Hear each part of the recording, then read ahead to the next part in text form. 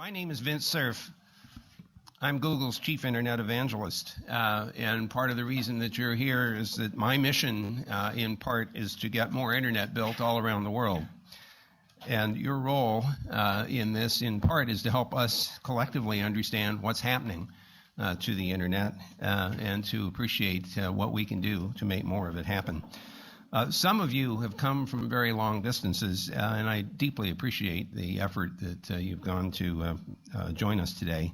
For example, Alan Malden. Where's Alan? There's Alan over here. Came from Bratislava, and at least one other person is coming from Europe who will be with us later on. That's Whit Diffie, who actually based here in the Bay Area, but was in London yesterday. So, and others of you, I'm sure, have traveled at least from the East Coast, if not from other relatively faraway places. So I want to express my appreciation for the effort put forth.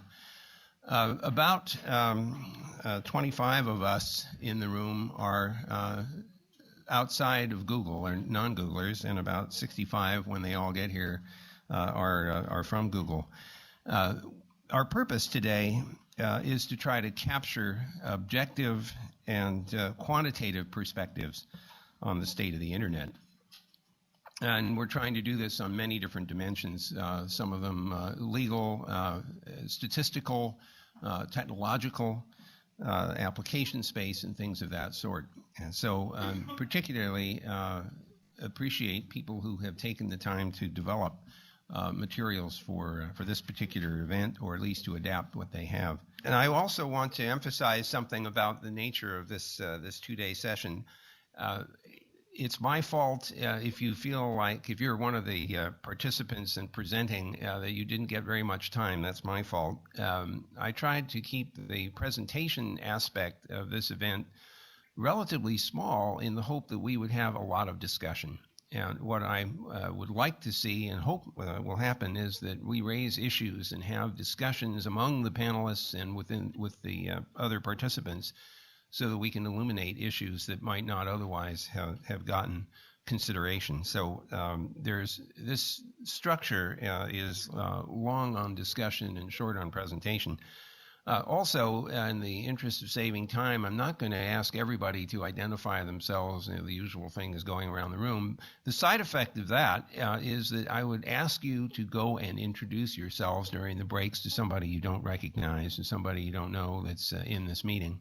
I fondly hope that there will be linkages established as a consequence of this symposium that will persist over time, that will be beneficial to all of you and to us as well.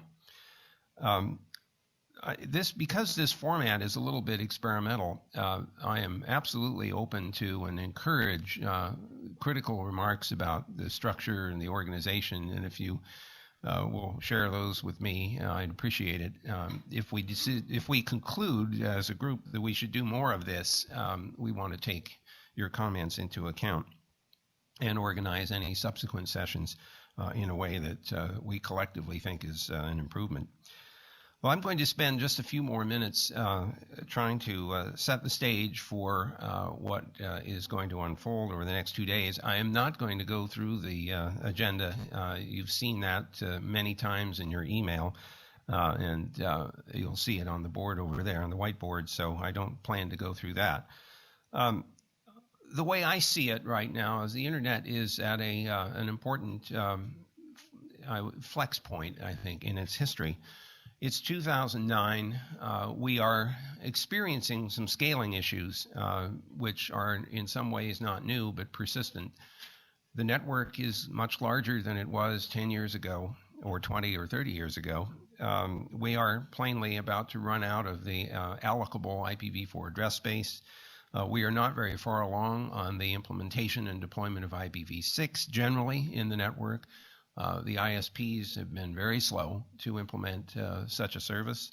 And even if they did, let's assume that tomorrow morning we woke up and everybody was running IPv6, the scaling of the routing system to a network which is compatible with the size of the IPv4 address space is an open question in my mind. So scaling in many different ways is still an important issue. Bandwidth is another problem space because the access speeds are not uniformly high everywhere.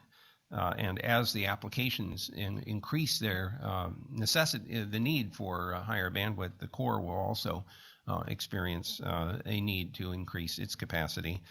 Cloud computing is adding yet another dimension to the way in which the internet's being used. We're, of course, major users of cloud computing structures, as are others in our universe. And so those are all related to the scaling challenges of the net. Security and privacy are at the top of many people's lists of problem areas for the internet. And some of you are particularly deeply concerned and interested in that. I don't think that any of us, at least I don't, see my way entirely clear towards how those things are all going to be resolved. Intellectual property has become a major issue in the net, and we'll spend some time on that tomorrow when we get to some of the legal aspects of internet and issues that are arising. It's a side effect in part of the fact that it's so easy to duplicate and distribute digital information. The regimes of the past, the copyright regimes that controlled physical access to copies, is significantly eroded, let's say, by the way in which the internet and particularly the World Wide Web application work.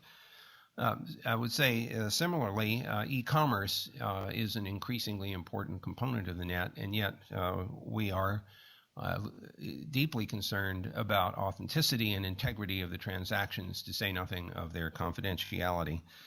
And finally, there's no question that internationalization is an important element in the internet today and tomorrow.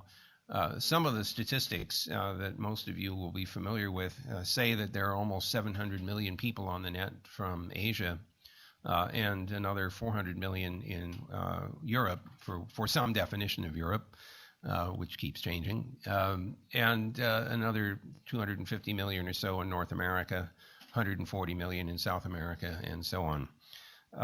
The internationalization of the net has many impacts. One of them, of course, is that the preferred languages and scripts that are needed to usefully apply the internet are changing well beyond the early stages of the net when we used simple ASCII characters as a way of putting information on the net and making references to things. So now we're faced with bringing up scripts for other languages. The World Wide Web has done a good job, for the most part, of accommodating that, but the domain name system has not, and so we're still in the throes of trying to resolve how to make that work better. Well, there are many, many other things that I could say this morning, but you didn't come here to listen to a preamble. You came here to participate in a set of what I hope are healthy and perhaps even exciting exchanges. So I'd like to stop here. Let me ask if there are any questions at this point for anyone who's participating. And if not, I don't see any hands going up. We will move on now to the first part of our agenda, and that's to look at the internet from a statistical point of view. And to do that, I'd like to invite Stephen Stewart to come and chair this session.